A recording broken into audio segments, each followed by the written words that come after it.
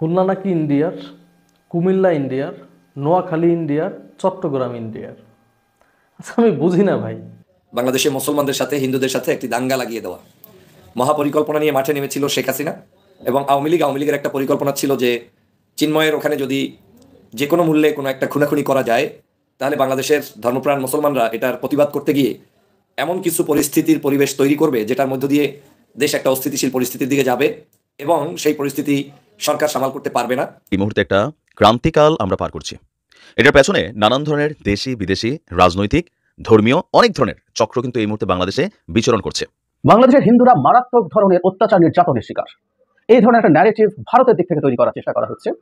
ঠিক এই সময়টাতে একটা জরিপ আমাদের সামনে এসে হাজির হয়েছে, যে জরিপটা আমার মনে হয় আমাদের জন্য খুব গুরুত্বপূর্ণ এবং এই ন্যারেটিভটাকে ডিবাঙ্ক করতে সাহায্য করবে। সিট দখল, যেখানে হচ্ছে চাঁদাবাজি, টেন্ডারবাজি, ক্যান্টিনে ফাও খাওয়া এবং যেটি ছাত্র আবরারের মতো শিক্ষার্থীকে সেখানে পিটিয়ে নির্যাতন করে মেরে ফেলা, এই ধরনের ছাত্র রাজনীতি, লেজুর ভিত্তিক ছাত্র রাজনীতি, যেই ছাত্র রাজনীতি মাদার টিমের পারপাস সার্ভ করে, যেই ছাত্র রাজনীতি শিক্ষার্থীদের প্রতিনিধি হয়ে কথা বলে না, তারা তাকিয়ে থাকে যে মাদার পার্টিকে নির্দেশনা দিবে এবং সেই নির্দেশনা ক্যাম্পাসে বাস্তবায়ন করে। ক্যাম্পাস কি হচ্ছে, তাদের মূল দায়িত্ব হচ্ছে ক্যাম্পাসকে নিয়ন্ত্রণ করা। আসসালামু আলাইকুম দর্শক, বাংলাদেশ একদম আত্মসাৎ করার একটা গভীর ষড়যন্ত্র চলতেছে। ইতিমধ্যেই ভারতে কিন্তু একটা মিছিল বের হয়েছে, সেখানে বলতেছে যে কুমিল্লা, চট্টগ্রাম, নোয়াখালী নাকি ইন্ডিয়ার। ওরে ভাই, মামাবাড়ির আবদার, হ্যাঁ মামাবাড়ির আবদার নাকি? এখন তো আমার ভাই মনে হচ্ছে আওয়ামী লীগ সরকার যদি কয়েকটা বছর থাকতো তাহলে ভাই তারা হয়তো লেখে নিত বাংলাদেশের অধিকাংশ অংশ, এবং আমরা দাদা বাবুদের কথাই আমাদের চলতে হতো ভাই। পরিস্থিতি কিন্তু এতটাই ভয়াবহ পর্যায়ে গিয়েছিল ভাই। এখন বর্তমানে ভারতের মধ্যে মিছিল হচ্ছে, মিটিং হচ্ছে, তারা দাবি করছে কুমিল্লা, চট্টগ্রাম, নোয়াখালী এগুলো সব ইন্ডিয়ার। ওরে সুবহানাল্লাহ, তাইলে ভাই কোন পর্যায়ে গড়াইছে পানি সেটাকে আপনারা কি ধারণা করতে পারতেছেন ভাই? বিস্তারিত জানতে চলেছেন আজকের এই ভিডিওতে, যে কতটুকু ষড়যন্ত্র করছে বাংলাদেশকে নিয়ে ভারতের লেংটি গ্রুপ। এই যে ইস্কন নেতা চিন্ময় কৃষ্ণ দাস প্রভুকে গ্রেপ্তারের পর থেকে ভারত কিভাবে লাফালাফি শুরু করছে এটা কিন্তু আমাদের জানতে বাকি নাই। যদিও আমাদের মুসলিম আইনজীবীকে হত্যা করেছে, তারপরেও তারা কিন্তু বড় গলায় কথা বলছে। একের পর এক তারা ষড়যন্ত্র করেই যাচ্ছে, আর তার পিছনে বড় চাবি হাতে নিয়ে আসে, সেটা হলো আমাদের দেশের একজন বেগম সাহেবা শেখ হাসিনা আপা। এটা দর্শক, বিস্তারিত সব কিছুর মোড় ভেঙে যাবে আজকের এই ভিডিওতে, সব কিছুর কুয়াশা দূর হবে আজকের এই ভিডিওতে। তাই সবাইকে বলবো একটু ধৈর্য সহকারে আজকের ভিডিওটি দেখতে থাকুন। তাও চলুন আর কথা না বাড়াই, এক এক করে সবগুলো ভিডিওর বিস্তারিত আলোচনা আমরা শুনে আসি। খুলনা নাকি ইন্ডিয়ার, কুমিল্লা ইন্ডিয়ার, নোয়াখালী ইন্ডিয়ার, চট্টগ্রাম ইন্ডিয়ার। আচ্ছা আমি বুঝি না ভাই। আমাদের মানচিত্র নাকি অনেক বড় ছিল, ইন্ডিয়ার অনেক অংশ বাংলাদেশের ভিতর ছিল, পরবর্তীতে ইন্ডিয়া নিয়ে গেছে। একটা জিনিস মাথায় রাখবেন, যখন ইন্ডিয়ার রাজপথে এই ধরনের মিছিল হয় যে খুলনা ইন্ডিয়ার, কুমিল্লা ইন্ডিয়ার, নোয়াখালী ইন্ডিয়ার, চট্টগ্রাম ইন্ডিয়ার, এটা কিন্তু নর্মাল কোনো ইস্যু না, আপনাদের মাথায় রাখতে হবে।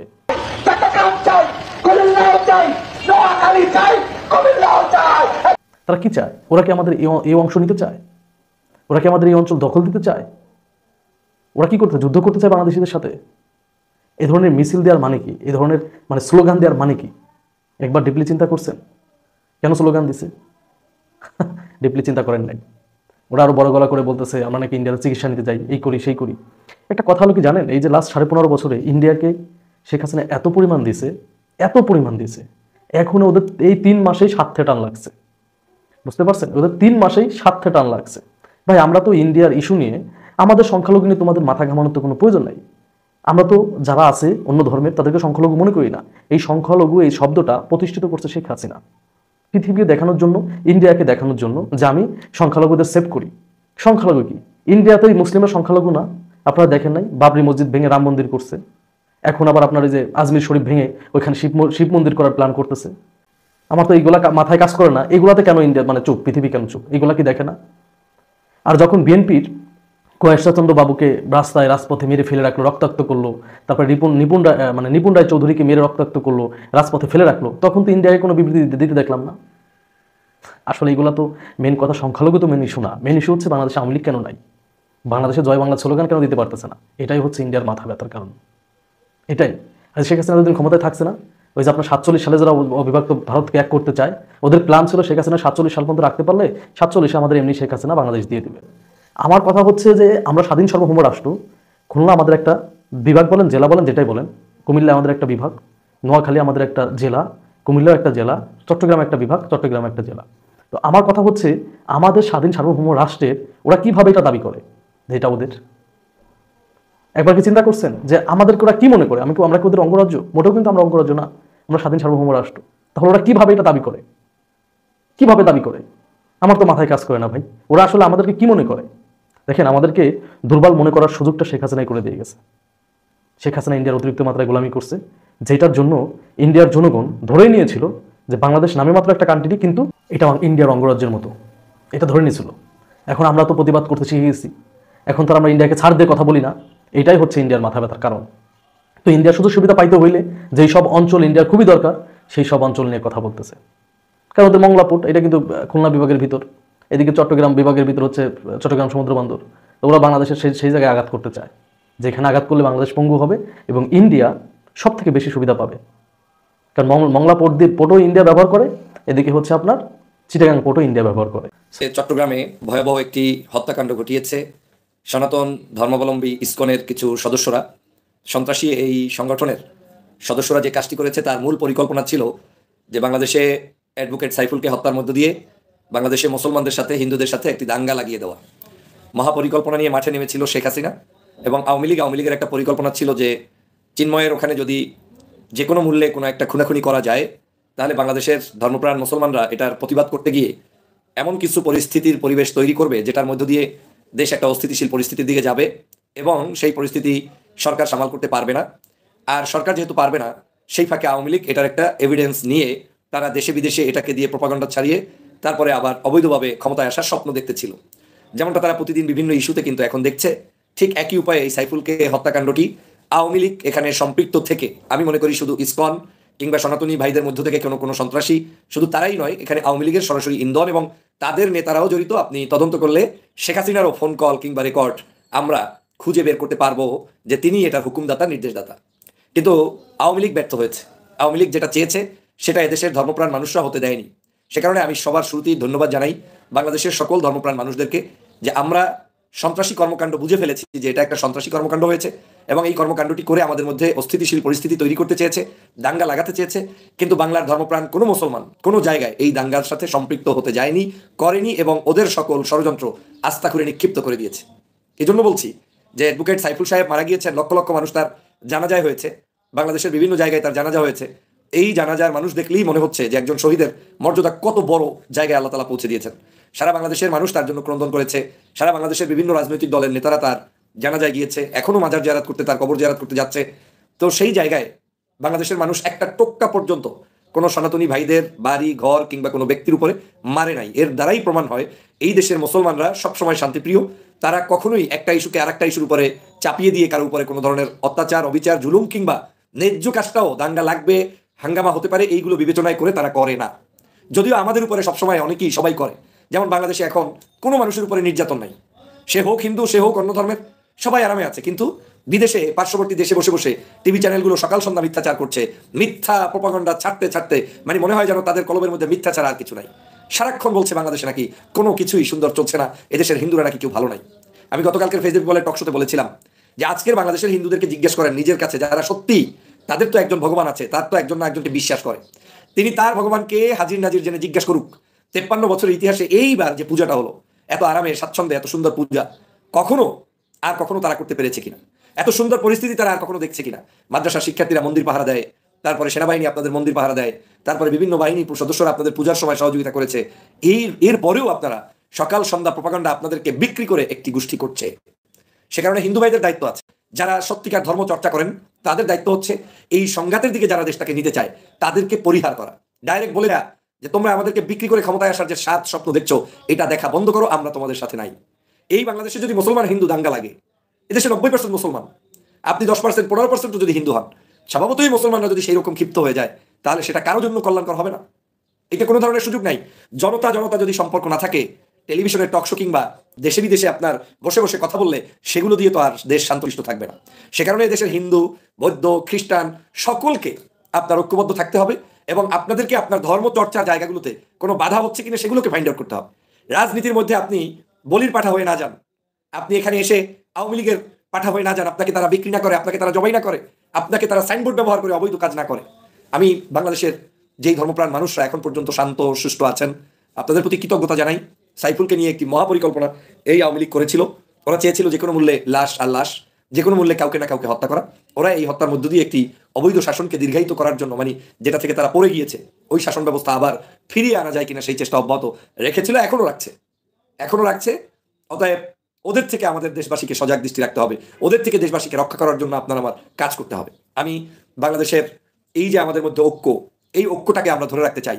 এই ঐক্যটাকে জাতীয় ঐক্যে রূপান্তরিত করতে হবে, এই ঐক্যটাকে জাতীয় জীবনে বাস্তবায়ন করতে হবে। আগামীর বাংলাদেশকে, সোনার বাংলাদেশকে গঠন করতে হলে আমাদের মধ্যে সৌহার্দ্যপূর্ণ ব্যবহার নিয়ে আসতে হবে।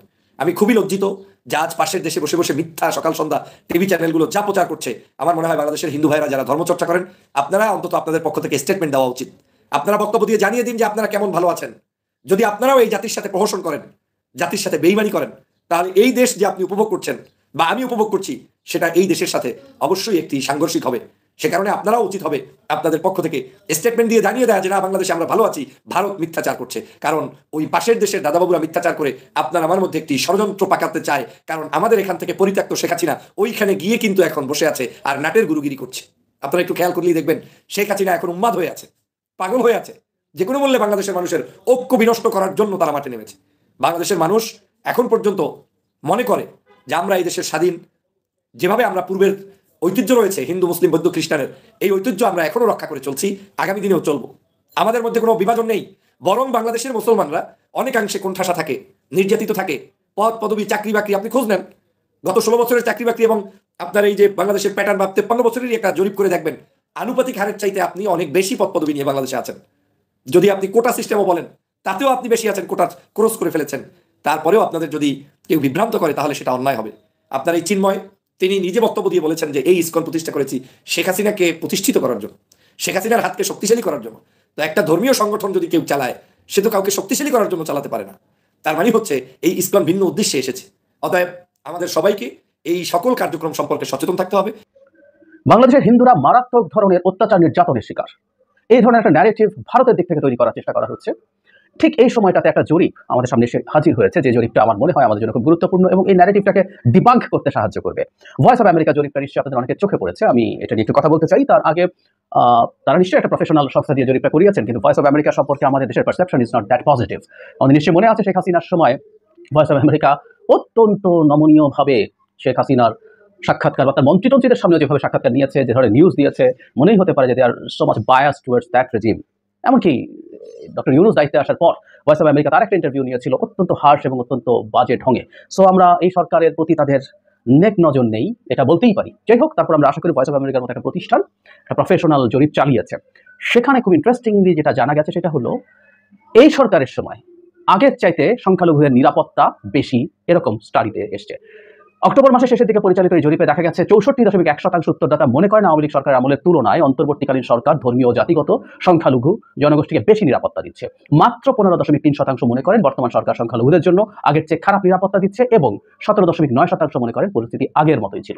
এর মধ্যে একটা কিন্তু আছে, এটা শোনার পর নিশ্চয়ই অনেকে বলবেন যে এখানে সব রকম জনগোষ্ঠীর মানুষকে যখন আমরা একত্র করি সেটা কিছু ভুল বার্তা দিতে পারে, হুইচ ইজ নট রং। কিন্তু যেটা জরুরি, আমরা সেখানে তারা আলাদাভাবে ধর্মীয় যে সংখ্যালঘু আছেন তারা কি মনে করছেন, আমরা সেই স্টাডিটুকুও যদি ধরি। আমি পড়ি, জরিপ ফলাফলে নিরাপত্তা নিয়ে ধারণায় মুসলিম এবং অমুসলিমদের কিছুটা তফাৎ লক্ষ্য করা গেছে। মুসলিম উত্তরদাতাদের মাত্র 13.9% মনে করেন বর্তমান পরিস্থিতি আগের চেয়ে খারাপ। সো আমরা একটু বায়াস আছে ধরে নিলাম।